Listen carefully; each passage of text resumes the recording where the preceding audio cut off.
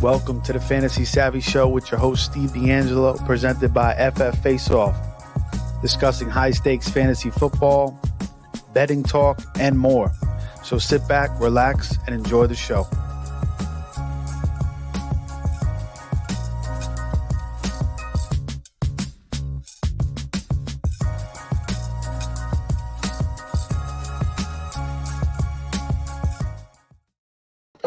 And welcome everybody back to the Fantasy Savvy Weekly Show with your host, Steve DeAngelo, presented by FF Face Off Sports Network.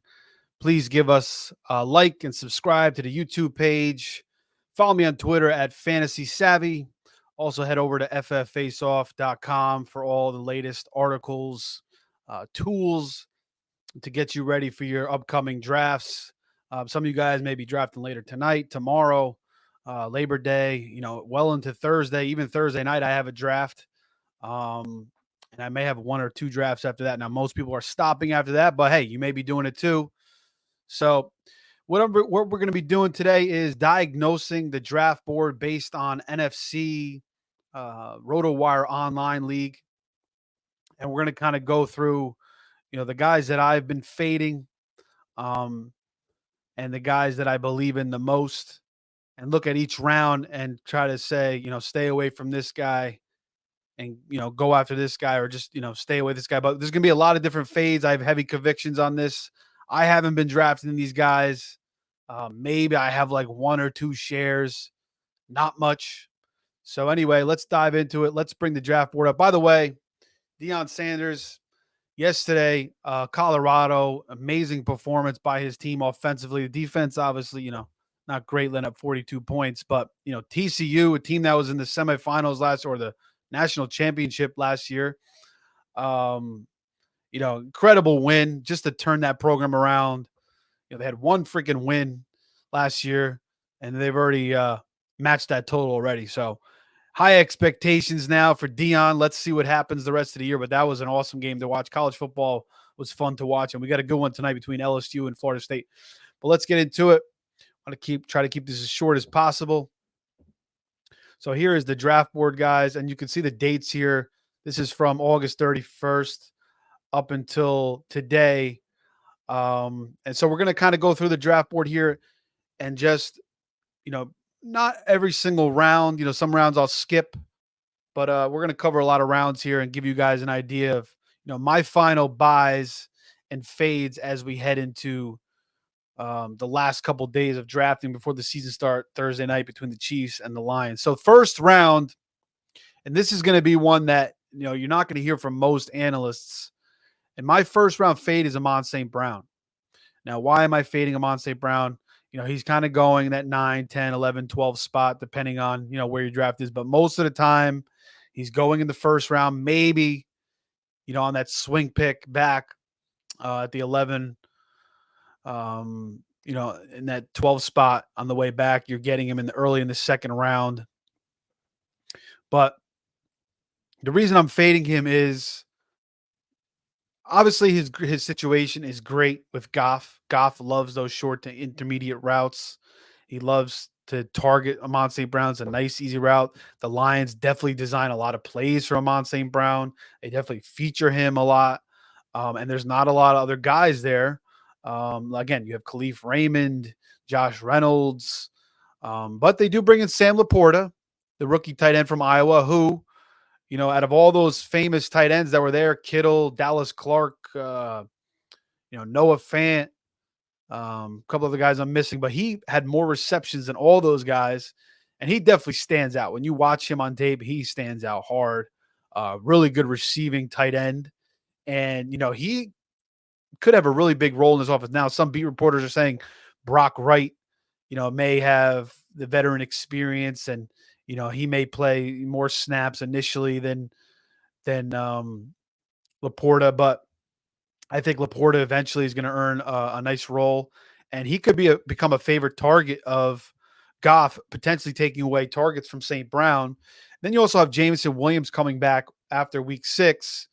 Finally off the ACL. He was suspended for gambling for the first 6 games, but he could be a thorn on the side too, running a lot of drags and crossing routes, whatnot, comebacks. So that could also take away. And then they drafted Jameer Gibbs, and we saw last year, they did give Swift quite a few targets, but I think they're going to feature Gibbs even more. It sounds like. Plus, Montgomery can catch balls out of the backfield where Jamal Williams could not do that. So I think his targets may come down. He may not be as featured as much. They do use him out of the backfield too. They line him. They use him at routes out of the backfield. They give him reverses out of the backfield. But compared to the talent of these other guys that he's being drafted along with, CeeDee Lamb, A.J. Brown, Garrett Wilson, Barkley, Chubb, Pollard, Adams, Kupp. I mean, all these guys to me are a lot more talented than Amon St. Brown. Now, Amon St. Brown is good player for sure. He's good at releases. He gets off. He could, he's good at running those quick out routes and drag routes, creating some separation, but he's not the type of guy that's going to go up and win like a lot of 50-50 balls and go deep a lot. Now he's talked about going deep more this year, but that's not really Goff's style anyway. So, it's not just, obviously the situation's great, but to draft him over all these other guys, even Waddle and Olave and Devonta Smith and Henry Jacobs, I feel like, he should be going maybe the end of the second round, beginning of the third, something like that. So for the first round to take St. Brown, I'm passing every time. That's why I literally have 0 shares of Amon St. Brown. So I'm all in on that. I know that's very different. And Amon St. Brown could smash. He, at the very least, he's going to have a good floor. So even though you take him in the first round, it's not like he's going to kill you. But I don't know if, compared to these other guys who have so much more upside, I think you can aim higher and you can get better results and more results from these other guys with more upside. And I think there's a chance for St. Brown's production to kind of hit a wall, and for the numbers to really fall off. Now, that may not happen this year. It might happen, more down the line, a year or two from now. But I could see it happening this year. And, but the full upside compared to those other guys is not great, even though the floor is pretty safe. I just think, when you're playing, especially in tournaments like this, NFC, you want those extra points. So I feel like he's a fade for me in the first round overall. All right. First round, who I like to get, obviously Garrett Wilson. If you get the 12th pick and you can start with Garrett Wilson, who may just get 170, 180 targets from Aaron Rodgers this year, maybe more conservatively, like 150, 160, but he's going to get a ton of targets. I mean, Corey Davis retired probably because Lazard and Cobb got thrown into town. And he's like, oh, well, this is a Rodgers guys. I'm not going to get the freaking ball. I'll just retire. Maybe I'll come back next year. And then you got, Randall Cobb, Lazard, freaking Hardman, who never did anything with Mahomes. You got Conklin, Uzoma, Brees Hall's working back from an ACL injury. So, guys, I mean, Garrett Wilson is so talented. You heard Rodgers just calling him special. It's going to be a connection all season long. He's going to get so many targets. And even if Rodgers doesn't have a great year statistically, Wilson's going to. It's just, I feel like it's got to happen. And, he really could smash hard.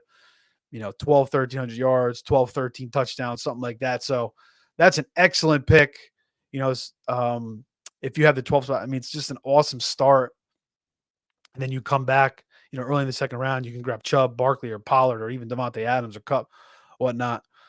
So there's so many. It's a great position to be, especially in this draft too.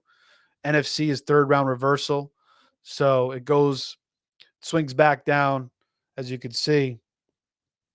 Here, the 2 comes down, but then it starts. The first pick of the third round is not the first pick. It's the 12th pick.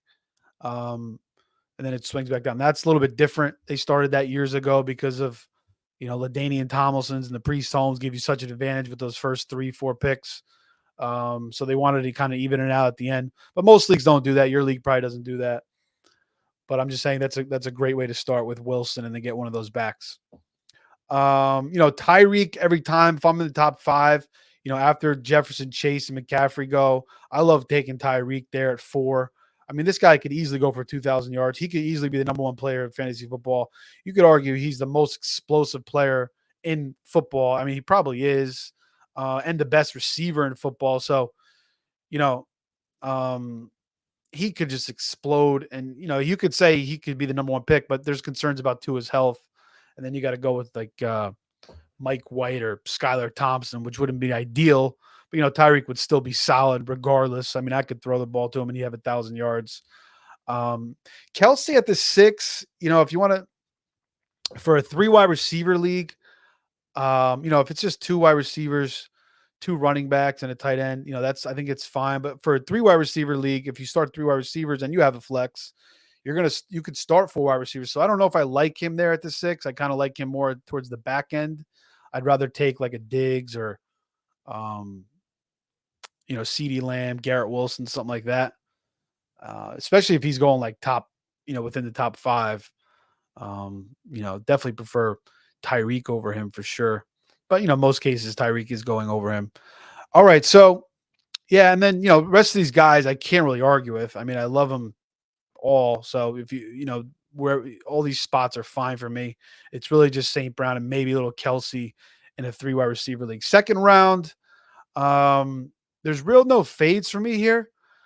The only guy, maybe you could say Derrick Henry. Maybe he's falling off a wall. Finally, their offensive line stinks. Maybe he belongs more towards the 3rd round. And you're seeing that in primetime drafts, which is a higher entry fee on NFC, where he's falling into the 3rd round. But I still, it's tough to fade this guy. People have been fading this guy since the guy came into the league. 6'3", 240, runs a 4.4, 4.5, whatever it is. Absolute truck. He's still in incredible shape. He works harder, just as hard as any player in the league, and keeping his body right, keep his conditioning up. So, he may catch more passes this year, and that's one of the reasons everybody faded him, because he wasn't catching enough passes. That's why I was like, oh, you know what? Just give me a standard league, man. Make the running backs more valuable again. Give me a TD only league. Enough of this PPR, and discrediting absolute trucks like Derrick Henry, who's going to be a Hall of Fame running back. It's a disgrace that people even faded this guy, doubted him at some point in his career. But, early on, he was splitting with DeMarco Murray and Deion Lewis, and I think that kind of helped the longevity of his career. But he's had so many carries and so many touches, but he's just defied all the odds. People have faded him every single year, I think. They continue to fade him. There are going to be more people that fade him this year. So tough guy to bet against, but maybe in the 2nd round, it's not totally ideal. Maybe more of a 3rd round, but I feel fine getting some Derrick Henry in the 2nd round. And this is still going to be a good offense. You got DeAndre Hopkins in there, and Treylon Burks in his 2nd year. Chigzium, I think it's pronounced, Okonkwo, who I like a lot as well, and Tyjae Spears, who will probably help, take some pressure off Henry. And, Henry could just clean up at the goal line and still get 12 to 15 touchdowns. So even if he doesn't get, his typical, 1,400 rushing yards, or, before that he was running for 1,800, whatever. Even if he doesn't get that, he could still finish with like 1,100 yards, maybe 20, 30 catches, and finish with 14, 15 touchdowns, because this offense is going to move the ball with those weapons. I think, even though the offensive line is going to stink, it could be better than we think. And Vrabel's a smart coach. He always gets the most out of the least. So I don't mind taking Derrick Henry. But besides that, there's really no other, concerns for me in the 2nd round. I like all these guys. You could say Cooper Kupp, at this point, maybe to the 3rd round too, but it's going to be hard, because what is he going to miss at most? 4 games, 3 games, maybe. So I think it's still in the 2nd round. It's not terrible. I mean, now he's going to see a specialist. This is the 2nd time he's pulled it. I know Stephania Bell, injury expert, said that she wasn't concerned because the way Cooper Kupp works, and he'll get back. And I believe that too, but it is a little concerning that he has 2 hamstring pulls. So, I mean, I'm not totally crazy about taking Kupp there, but I could see it. And if you want to, be the guy that takes him, it could just pay off huge, because, he was going in the middle of the 1st round before that. And if he was fully healthy, he could be, top 5 in the 1st round. So the one guy that, I think between these backs here, you got Jacobs, you got Barkley, you got Chubb, you got Pollard. Nick Chubb, man, he is ridiculously good. Just go back and watch a refresher. Sometimes you got to, we know these guys are good players, right? But when you go back and just watch, some highlights from last year or particular games, and you kind of get a refresher and you get more conviction. That's why the tape is good, the video is good instead of just looking at stats. It gives you a lot more conviction. So, when I went back and looked at Chubb, I was just like, oh my God, this guy is damn good. And he could be the number one running back for sure. I think he should be going in the first round. So to get him in the second round, and if you could start like Garrett Wilson, Nick Chubb, I mean, that's an excellent start. That's kind of what you got to do because he's always going like the beginning of the second round. Or if you get CeeDee Lamb or Nick Chubb or AJ Brown, whatnot, or if Bijan falls back and you start Bijan and Chubb, or if you want to take Barkley and Chubb or Pollard and Chubb, you could do that too. I think that's all fine. But again, 3 wide receiver league, probably want to get at least one receiver within those first 2 picks, but you could switch it up too. There's many different things, that you could differentiate as well. But Nick Chubb, absolute smash there in that spot. Third round, Travis Etienne, I'm not crazy about. Now, I liked him a lot last year. I took him in the 4th round last year, but there was, less competition. It was James Robinson, who was coming off the Achilles, and they tried to use James Robinson as much as they could, and he just fell off. And now you've seen him go to 2 different teams, get cut twice, the Patriots and then to the Giants, and that kind of sucks for him because you see all these teams not believing in him. It's going to be hard for him to really get a role back into the NFL if there's so many teams start cutting you like that. But he was an undrafted free agent, so his story is pretty impressive. Regardless, props to him for working hard and having some good success in the NFL overall, even though it was in the short term. But Travis Etienne, now he's got Tank Bigsby out of Auburn, got Dearness Johnson, who looked good for Cleveland last year. So he's got guys who can run on the goal line. That's kind of where Etienne's not totally ideal. So it's a little mixed now. It's a little muddled. So for third round, even though the talent is still solid, probably overrated as a receiver overall. Not like a guy that's going to run like crazy routes, the angle routes, and not really a great route runner, but still, you throw a screen to him, he could take you to the house. You could run him on a wheel route, stuff like that. But these 2 guys kind of scare me behind him. So third round, I really haven't got any Travis Etienne. Maybe I'll buy in once or twice. I kind of like him more in the 4th round, and you're seeing that in the primetime drafts here too in the NFC. He's kind of going more in the 4th and in the 3rd in the RotoWire online. But besides him, there's no real other fades. I kind of like all these guys.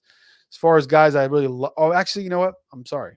Mark Andrews in the 3rd round. If it's tight end premium, that's a different story. Because you're getting the 1.5 over at FFPC, or if your league does that, gives more points to tight ends. But Mark Andrews, there's concerns because there's a lot more talent there this year, right? Zay Flowers in the middle, Beckham's healthy, Rashad Bateman's healthy, J.K. Dobbins is healthy, Gus Edwards is healthy, different offense. Now, Lamar Jackson historically loves Andrews, loves throwing to the middle of the field. Not so much outside the numbers throw, but that could change this year. So for him to be the automatic number 2 tight end like every single time, I don't totally agree with that. I feel like you could wait, grab another guy and then maybe take Waller or Hawkinson, or even wait for a Goddard or a Pitts. So I feel like the third round, and the third round is always kind of tricky. It seems like you take some guys here and you really get burnt by them. So ETN and Andrews are 2 guys that I'm a little concerned with there. I'd like them to go a little bit further, but certainly Mark Andrews could just be the number 1 guy for Jackson again. And maybe having all these other guys just helps him even more. But, I think the targets are going to come down. And like I said, I don't mind waiting, passing on Andrews. Now, I don't, if you want to take Andrews, it's hard to really argue with it. Just saying, if you wanted to wait, grab another guy, and then get a Hawkinson, a Waller, or Kittle, or Goddard, even a Pitts, or Ingram possibly, or just fade tight end and go later with a Kincaid, Quanquo, Juwan Johnson, guys we'll get into. You could certainly do that as well. But nothing else there in the 3rd round. 4th round. Oh, by the way, 3rd round here. I mean, Calvin Ridley, he's kind of moving into the 2nd round now. I'm surprised this is got Ridley in the beginning of the third. He's kind of moving into the second round. So if you could get him beginning of the third, smash that button all day because I'll take him in the second round. So Calvin Ridley, he'll just run a route on you and leave you in the dust.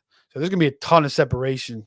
I don't know if you guys saw that Zay Jones clip where he ran the route and then freaking Ridley comes right behind him and looks like 10 times faster. And Zay Jones ran a pretty good route, but Ridley looked like he was freaking shot out of a cannon. So the only way Ridley is not going to produce this year is if he gets hurt. Otherwise, if he plays, 14, 15 games, he's going to have a big time season, kind of like that 2019 season he had with Atlanta or 2020. So absolute smash there. If you can get him in the third round, I would, love him even in the second round. And, he's been moving up. He was like fourth, third, second. So the people are buying him more and more. Fourth round, Joe Mixon is a fade for me every single time. Last year, I was very high on Joe Mixon. This year, I'm fading him. Why am I fading him? Because 2 years ago, he did break a lot of tackles. Last year, didn't break a lot of tackles. Was going down very easily, not breaking a lot of big runs. Now, he's still going to catch a lot of passes. There's still going to be a lot of volume. He's playing an excellent offense. But he just passed one case like from the past. Now he's got a civil case he's going to be facing soon for his neighbor was in the hospital because there was a water gun or it was a real gun. I don't know what the hell happened, but there was no criminal charge, just civil at this point. But I guess he could still face possible suspension from that. I don't know. It just seems like this guy's involved in a lot of different things. I don't know. Maybe he's got bad company. I don't know what's going on, but it's more about the player for me. And I used to love Joe Mixon a lot. Even last year, I was in on him hard, but I just did not like the way he looked. Now, he had that one big game last year. We had 5 touchdowns. You take away that, and the numbers don't look so great. Very, very inconsistent. And, it's not bad in the fourth round. I'd rather take a receiver or a quarterback or another running back, possibly, or a tight end like Waller. And I'm just out on Joe Mixon. So I'm going to have 0 shares of Joe Mixon unless I get auto drafted and, they give me Joe Mixon. So I'm out on Joe Mixon. You can take him if you want. And also too, I forgot to bring up, I think they may bring in a Leonard Fournette or possibly a Kareem Hunt. Now I saw Leonard Fournette. Nobody's really been hearing about this guy, what he's doing. He was at some Jewish school, like with sick kids, like helping them out. So that's always good to see. So there was a Lenny sighting, but there's been no reports. He hasn't visited anywhere, I don't think. Or maybe he went to New England. I forget. He went to one spot. But, Kareem Hunt went to a couple different spots and still no signing there. But I could see the Bengals picking him up. But maybe they like Chris Evans and Chase Brown, the rookie out of Illinois. Both guys got juice. Both guys can catch passes. So we'll see if those guys are in a bigger role. I've been, dabbing on those guys a little bit. Fourth round, guys I really want to grab here. Waller, definitely. DJ Moore, I like. Waller should be the number one there. DJ Moore, I think, is going to smash with Justin Fields. There's no real other fades here. Maybe Breece Hall. I haven't been getting – I have Breece Hall in a couple best ball leagues, but fourth round is still a little too expensive for me. I prefer him more in the fifth. They brought in Dalvin Cook, I think, to kind of help Breece Hall guide along this year. Slowly bring him in, which is smart by the Jets because you don't want to rush him out there like we saw J.K. Dobbins last year. And that's going to be another fade too. When I talk about Javonte Williams, this could help Breece Hall by, end of the year. He could smash. But if you're playing in, like the FFPC is only 12 weeks, are you going to wait, for Breece Hall, and potentially miss the playoffs because you only have 12 weeks? Or even if you're in your home league, like, you're going to wait 8-9 weeks for him to really break out and be the Breece Hall that you want. So I feel like maybe fifth round's a little bit better. Obviously, if you build your team the right way and, you can get into the playoffs and you have Breece Hall there and then he takes off from, weeks 8 to through the fantasy playoffs, that could be a huge smash for you too. So, if you're confident in your abilities, you want to take a shot like that, that could damn well happen, or Breece Hall kind of takes off in the second half. But I just get concerned. First year off an ACL. There's only been 2 backs that have done it. It's been Adrian Peterson, Jamal Charles, that really smashed coming off an ACL. So I feel like next year I'm all in on Breece Hall, and I love Breece Hall. Obviously, he would have been a top, first round pick if he would have played all 17 games last year, if he didn't tear his ACL. So that's the reason I'm out. I just feel like maybe next year, maybe there's injury risk this year within the season too. Maybe he can miss some more games. That was more of a clean tear than, he just had the ACL, wasn't multiple ligament like Dobbins, like Williams. So, like I said, second half of the year, if the Jets are smart, and that's the reason they brought in Cook, he could potentially pay huge dividends there at the end. So, fourth round is not bad. I'm not crazy about it. I prefer fifth round, but he went from the third to the fourth, and I'm not totally against it. I just say, just be a little cautious there, and but I could see it working out, and I could see it not working out. I'm just staying away right now. I don't know if I'm going to buy in. All right, fifth round guys that I'm fading here. Nobody really.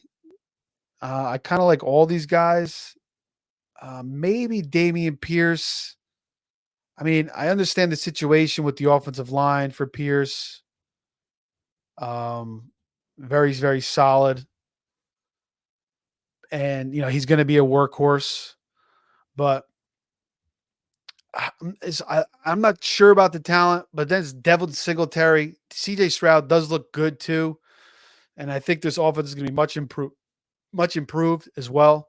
So it's not bad. It's just something that I don't prefer, and I'm not really getting a lot of Pierce. Not that I'm like fading him. It's just that I prefer other guys over him there. So that's why I've been, like a J.K. Dobbins, I'm all in on. Go draft J.K. Dobbins. If you wanted this year's Josh Jacobs, I think it could be J.K. Dobbins. This guy is so talented. He stands out on tape big time. So he's been my smash play. The fifth round, he was going in the sixth, seventh. Now he's up into the fifth. He's going to be their week one. He's going to be their starter. It could be a huge season for J.K. Dobbins. So I absolutely love J.K. Dobbins this year. And that's one of the reasons I've been fading Pierce and a lot of other guys. Been coming in on Kenneth Walker a little bit. Mike Williams I like here. Brandon Ayuk. Fields, of course. I'm a big Fields guy.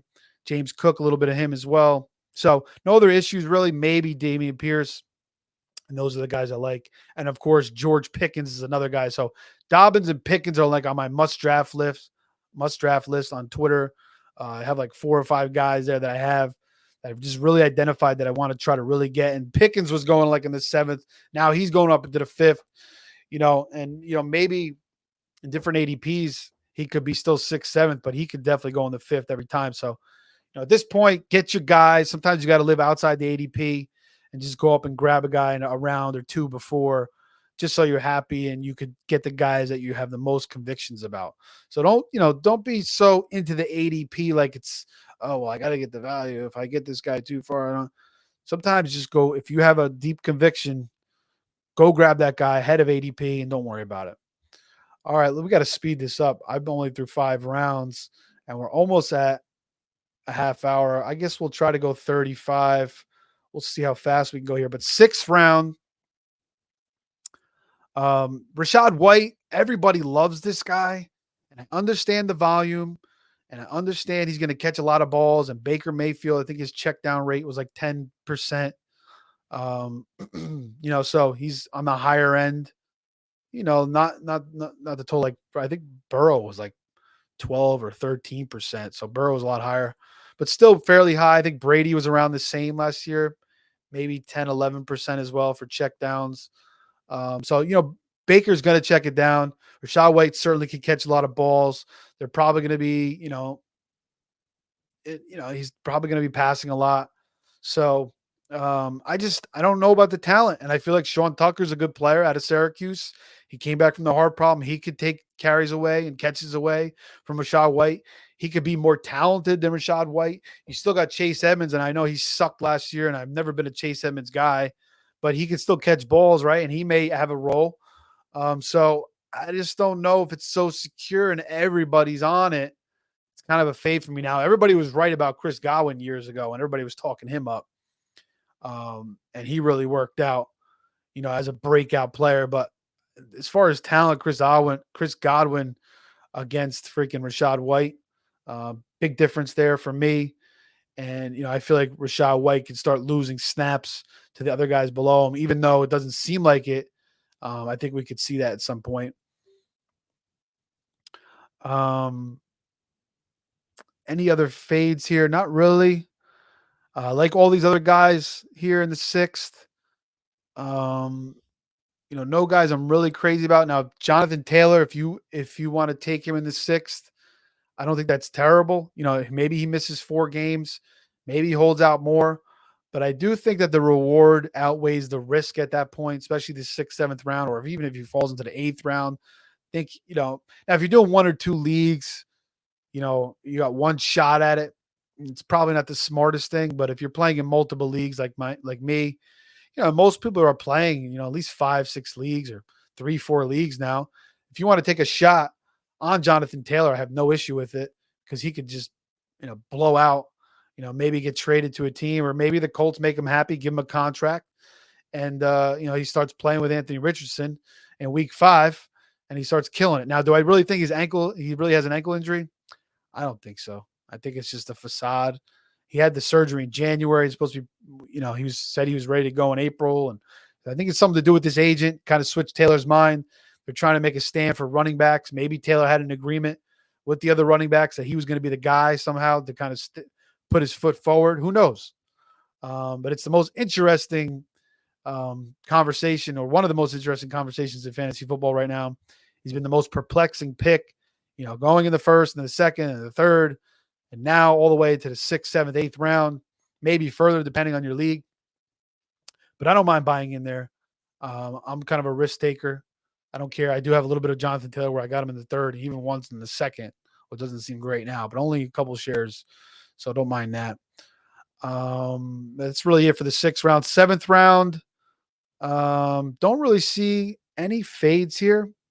I like getting Dallas Goedert in the 7th. I think he's going to have a really good season. If he played a full season last year, probably has 1,000 yards and maybe 10 touchdowns. So I like waiting on him and getting him.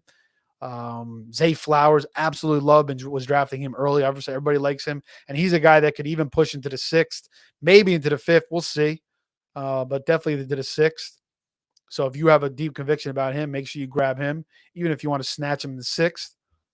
But yeah, I don't really have an issue with any other guys here. I feel like all these guys are pretty solid picks. 8th round, there's one guy here. Oh, actually, 8th round is Elijah Moore. And now the reason I'm off Elijah Moore is, good situation, obviously with Deshaun Watson, playing with Cooper, playing with Donovan Peoples, maybe Cedric Tillman. Good offense to which Deshaun Watson should go up here. I mean, he should have a better season. After not playing football for a year and a half, basically. So the reason I off Elijah Moore is, that he was on the Jets last year. They won 3 games in a row, and then he asked to be traded. So, because he wasn't getting the football. I'm just not a fan of that. So, maybe new situation, maybe veterans like Cooper and Chubb and Watson kind of hone him in. The Jets were kind of a young team. Everybody was on Twitter. The Mike White thing, they threw their quarterback under the bus. It was like the popular thing to do. Maybe Moore just felt like he could do it because everybody was hating on Zach Wilson. He didn't want to get the ball. He wasn't getting the ball. So maybe it's a different situation, but I'm not like all in on Elijah Moore. I know a lot of people like him, so he's kind of a fade for me. I'm not going to really have any Elijah Moore. I'm not going to be going after him. So I prefer other guys here like DeAndre Swift, Brandon Cooks, Treylon Burks, even Sky Moore, Khalil Herbert. So there's a lot of other guys I prefer here over Elijah Moore. So I'm fading Elijah Moore. Round 9. Sorry. Nothing really here that I am against. And as we get further down, there's gonna be more and more guys that I'm out on. So I'll talk more about the buys. But week 9. Oh my God, freaking round 9. Sorry. Kadarius Toney. Now he's gonna be coming back week 1 supposedly. This guy can never stay on the field. But the more I think about it, he has the best chance to really be that number 2 guy behind Kelsey. I mean, he's a ridiculous talent. And Reed could use him so many different ways. And we saw that last year in the playoffs. scoring a touchdown, the Super Bowl, screen routes, motion in and out.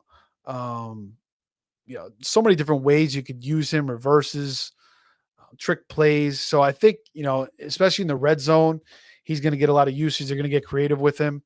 And, I think he has the most potential to smash. Now, Sky Moore looks like he's going to be a full-time player too. But as far as pure talent, I think Tony's better. Coming out of the University of Florida, this guy just had a weird career since he's been in the league. He doesn't, he's not healthy. And then when he was healthy, the Giants didn't play him. Then he gets shipped off to the Chiefs. And, it sounds like they really want to use him, but he just can't stay healthy again. So I don't know what's going on with this guy. He's always freaking hurt. But in the ninth round, I'm willing to take a shot on him. Maybe Juju Smith-Schuster I'm fading in the ninth. Not crazy about that. With Mac Jones. And I mean, he was okay for the Chiefs last year, but how much is he really going to do in New England? They got the 2 tight ends. They got Ramondre. They got Zeke now. So that pick just does nothing for me. Like, there's not really any upside for me for Juju Smith-Schuster. And, last year I was on Juju because my daughter's nickname is Juju, Juliana. So I was all into that, that vibe. But this year I'm out. No Juju Smith-Schuster for me. A.J. Dillon, I guess, is a guy you could say is kind of too. Like, how much upside does he really have? But if you need running back depth, it's not terrible. All right, let's kind of move this along here. I don't want to go any more than 40 minutes. So round 10. Again, don't really see anything I'm out on. I like Romeo Dobbs here in this spot. I love Dalton Kincaid. He's also a must-draft player. I'm totally buying into Dalton Kincaid being a huge part of this offense. And like Josh Allen, he just looks like an absolute natural athlete that is absolutely fluid and knows how to play the game. And I think it's going to be relevant early on. And I think if you wanted to wait, I was saying that, to make him your number 1 tight end is kind of risky. And I still think you should draft another tight end along with him instead of just grabbing him. And in most cases, I'm drafting 2 tight ends anyway. And even if I get Kelsey, I still want another guy, just another talented guy behind him. But, Dalton Kincaid could certainly be your tight end number 1. So I'm all in. He's a guy, my upcoming drafts this weekend, and the rest of this week, I'm going to be going after. But no other real fades or concerns or, big time buys there. Around 11, don't really see anything here that I'm over concerned with. Love Daniel Jones or Dak Prescott. If you want to go with them as your, QB1, Daniel Jones, I think, is going to have a big time season. Dak Prescott's going to have a bounce back season, 37 touchdowns 2 years ago. And then, you could take maybe Geno and, or Anthony Richardson, and then get like a Rodgers or, a Kenny Pickett later, which is nice too, to back up Richardson if he doesn't, totally pan out. Round 12, Tyler Higbee is my fade here. This guy gets a lot of design plays from McVay, but his A-dot is like 3 yards. So it's a lot of like screen routes, delayed screen routes to him. He's just not an overly talented guy. He's a good blocker. They keep him on the field for that. He's a veteran. They got rid of Gerald Everett, but don't go into your drafts thinking Tyler Higbee is going to be your tight end 1 and be happy with that. Aim higher. Go for a guy with upside like Okonkwo, Juwan Johnson. Aim higher. I know everybody loves Tyler Higbee. I'm off Tyler Higbee. I have no Tyler Higbee. I'm out on Tyler Higbee. I'm not a Tyler Higbee guy. Forget about Tyler Higbee. He just doesn't give you a lot of upside. And, everybody's saying you're going to get so many targets. But, even McVay was talking about Bryson Hopkins. Now you bring in Puka Nakua, and Van Jefferson. And I understand Kupp may be out a few games, but I think it's going to be different this year. It's not just be all Higbee. Like, the whole offense was freaking hurt last year. It was Higbee. Forget about Tyler Higbee. I'm not in on him. You could be on him. Maybe you want to fade me on that. But do you? I'm not making him my tight end 1. I'd rather aim higher and more upside and more talent. Oh my God, with the week 12. What the freak am I doing with this? Boy.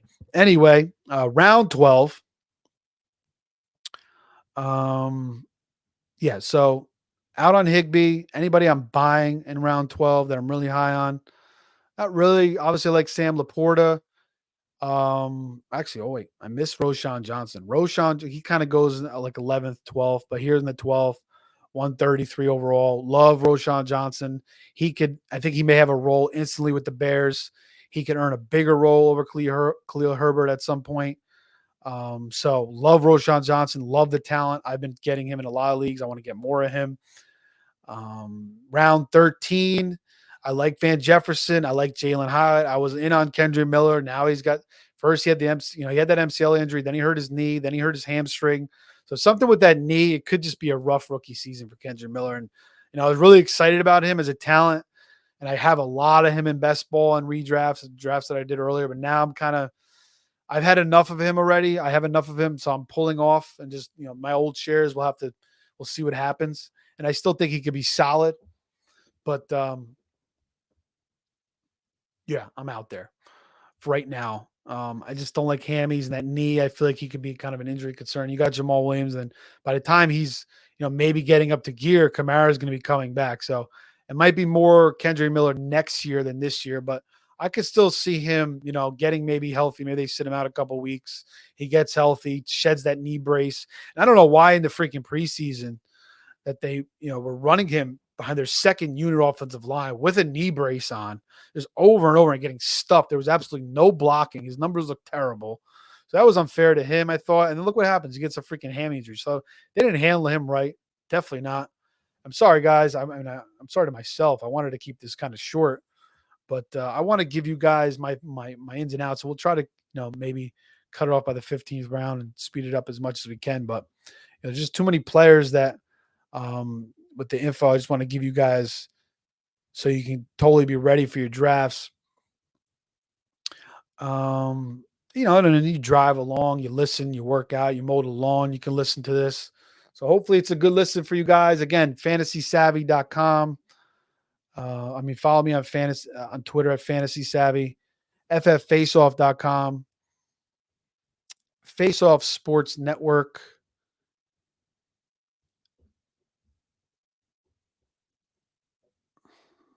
Where the heck is that banner? Oh yeah. There we go. Switch it up a little bit. And make sure you like and subscribe to the show on YouTube. For sure.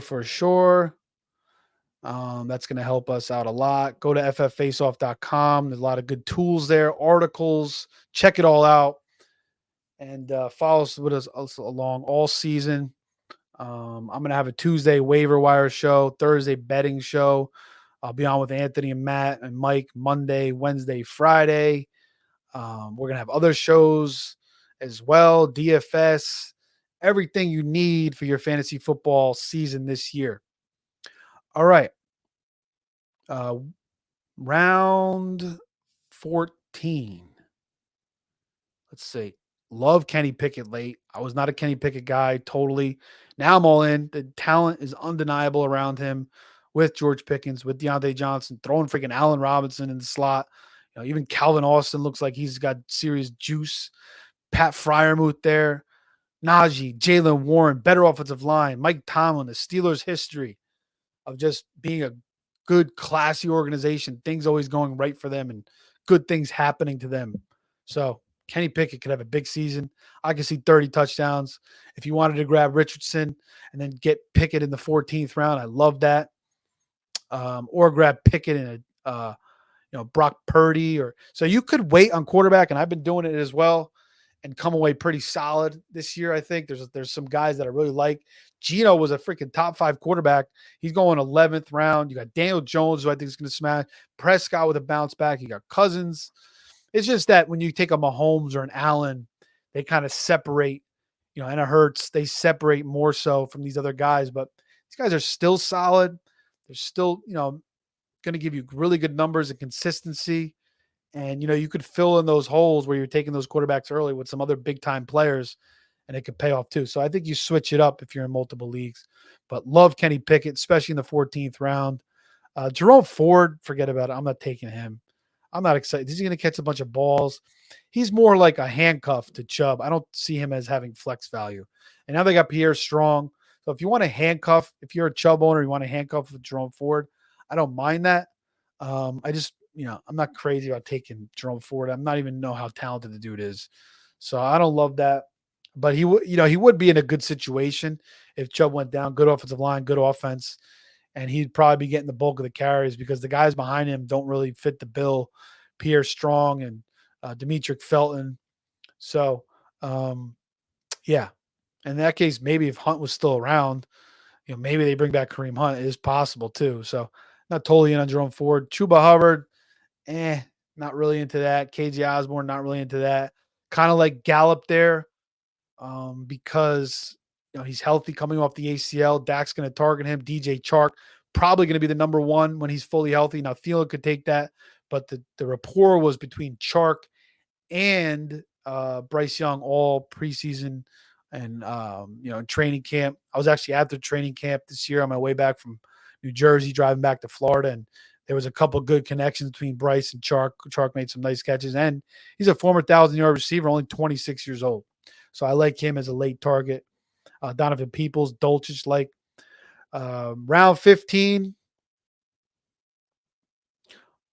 Let's see there. Oh, Luke Musgrave is a fade for me. I know everybody likes this guy. But and people are kind of taking him, like they're taking a Higbee and a Musgrave combo, and I see that, and I'm like, no, that's not good. I don't like Higbee at all, and Musgrave is, I don't know. When I watched him and watched his tape from college, I wasn't overly impressed with him. I know he's going to get most of the targets, and he's looked good in camp. But you still have Aaron Jones, Dillon, Watson, Dobbs, even Jaden Reed, who I like. Is Musgrave going to get a lot of looks? Is he going to be a guy that you can really rely on? There's going to be a lot of inconsistencies. Maybe he has some big weeks here and there, but I wouldn't rely on him. I much more go up and pay for Dalton Kincaid or Sam Laporta than wait on a freaking Higbee and Musgrave. I just don't see the upside. And Tucker Kraft, actually, the other tight end they took, is a pretty damn talented player. So maybe he earns a bigger role, but I'm out on Luke Musgrave, although a lot of people like him. Chase Brown, for the reasons I mentioned behind Mixon, is interesting. Deion Jackson now looks like he's going to be the week one starter for the Colts as Zach Moss works his way back. He'll probably split with Evan Hull a little bit. So I'm not totally excited about that. But, running with Anthony Richardson, those zone read options, he's going to have some holes to run through. And he looked pretty good at times last year too. So, but I think when Zach Moss comes back, it's going to be too much of a mix. Moss kind of had some good games down the stretch as well. So I'm not crazy about that one either. But if you need a running back, it's not bad. It's just that, around after that, even Zamir White, I'm not crazy about. Around after that, I'd rather take Deuce Vaughn or even take Deuce Vaughn in the 15th. I've seen Deuce Vaughn go as high as the 14th round. The Cowboys still haven't signed anybody. This guy killed it in college. He killed it in the preseason. He killed it in training camp. People continue to doubt him because he's too small. 5'5", 175. I think Sproles was 5'6", 190. So a little bit under Sproles' size. But they haven't signed anybody. It's Rico Dowdle. I think they're going to use Deuce Vaughn in this passing game and in the running game. He can run in between the tackles. He's so damn small. So I think he's going to be a part of this offense. And he has a lot of upside. So I love it. It's going to be a nice offense, explosive offense. So, Deuce Vaughn over Deion Jackson, Zamir White for me all day. Even Donta Foreman, who's all going in the 15th. Deuce going in the 16th here. But like, again, I said, I've seen Deuce Vaughn go as high as the 14th round, where before, he was undrafted to go in the 20th, 19. I have a lot of Deuce Vaughn. So all in on that. Anything I missed here? Let's see. Tank Dell, love his talent. This guy screams on tape with his speed. Again, like CJ Stroud. The looks like the first the starting receivers for the Texans is going to be Noah Brown, Nico Collins, and Robert Woods. Robert Woods is too old. Noah Brown's too inconsistent. Nico Collins is going to stay there, but you're probably going to see Tank Dell earn more playing time, pretty quickly. And John Mechie as well, who I like to take towards the end of my drafts. But Tank Dell, nice little buy there. Zach Moss, I think, could be the number one back there eventually for the Colts. So I kind of prefer him over Deion, but still it's going to be a whole Jackson and Moss sub. Not crazy about that. Joshua Kelly, I don't like him. I just don't think he's talented. So I'm not banking on him becoming a thing with San Diego. They have to get another better talent behind it because even Spiller I'm not crazy about either. But Spiller could easily outplay Kelly there. So I'm out on Kelly. Ty Chandler, Now that Dwayne McBride's cut, maybe, but they just brought in Miles Gaskin. So I could see Gaskin, having a bigger role than Chandler. So I'm not crazy about that either. MVS, not bad late. All right, I want to go through this whole round. Week 17. I'm week 17 again. Please forgive me, boys and girls, ladies and gentlemen. Um, Round 17. Oh, banging and looting over there next door in the kids' playroom. Round 17. Nothing really crazy here. I'm against. I like taking Brock Purdy as a second quarterback there. Sean Tucker, Jake Ferguson, a lot of targets for Dalton Schultz in the past, over 100 targets. Now, is he going to get 100 targets? Maybe not, but, Ferguson's going to be the guy there, it sounds like, in a good offense. So I like buying it on Jake Ferguson as a second tight end or tight end 3 on my teams. 18th round. I didn't say week 18. Thank God. Week 18, round 18. Keontae Ingram is interesting to me because I think James Conner may get traded at some point as this Cardinals teams who I've projected for just 2 wins. And I kind of like Keontae Ingram. I think he's out of Arizona State, was a rookie last year. So I could see him, being the full-time guy there. And you could get a starting running back in the 18th round after they get rid of Connor, because why do they have to keep Connor? Move off him, move off Zach Ertz. They already got rid of Hopkins. They traded Isaiah Simmons, or they got rid of Isaiah Simmons. This is a new regime. They're going to have a terrible season. They're going into the season with Clayton Tune and Josh Dobbs as their starters. I think Dobbs is going to be the starter, but yeah, Connor, 28 years old. There's really no need to keep him anymore. So he could be moved at the deadline to help another team. Maybe the Cowboys are waiting for that. So I think Connor's going to be moved, and then in comes Keontae Ingram. So I like getting him. Josh Downs is interesting, playing in the slot. McKenzie was cut, I think, so he earned over McKenzie, who's had some success. So good news for Josh Downs there. He could be the slot guy for Anthony Richardson. So I think he's a decent late pick. And then Isaiah Likely in the 19th round. If something happens to Mark Andrews, Likely steps in and has a big time production. We saw that last year. He had a 100-yard game when Andrews was out. He was great in the preseason. He's talented as hell. Coming out of Coastal Carolina. Coastal Carolina played UCLA last night. Their quarterback McCall was getting smashed up and down. UCLA got the W. Coastal Carolina covered that game. But anyway, he's from Coastal Carolina. Good player. So I like taking him as my tight end 3 there, in case, my first 2 tight ends are like, I don't have a Kelsey or a, one of those top tight ends, and I'm kind of playing around like a Okonkwo, Juwan Johnson, Everett. Then I'll take a Likely there, like that a lot. John Mechie, I already talked about. Maybe Rico Dowdle as well. Right now, he looks like he's the, maybe goal line earner there for the Cowboys. So not bad there. Michael Mayer, I'm out on as a tight end. Kind of those rookie tight ends obviously struggle, but those Notre Dame tight ends are just all kind of the same. Cole Kmet and Anthony Fasano, these big targets kind of don't really move too well. So I'm out on Michael Mayer. He's going to be a big target, may catch a couple touchdowns, but I don't expect a big time year for him. I think there's a reason why he fell in the drafts.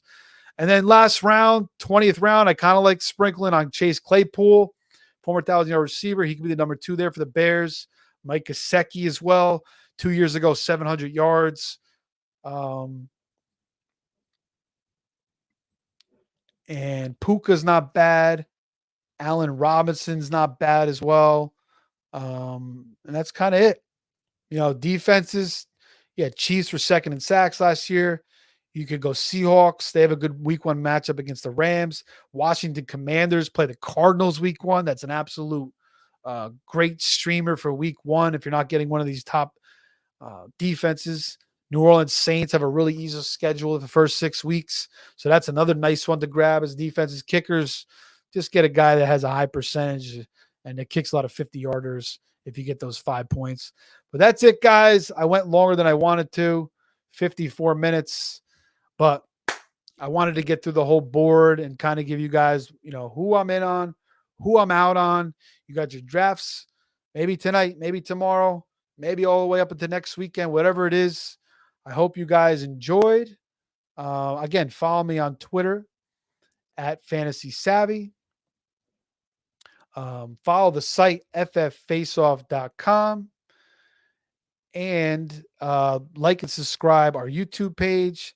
Thanks for listening, guys. All the best with your drafts. Enjoy the rest of the Labor Day weekend. We'll talk to you soon. Have a great day.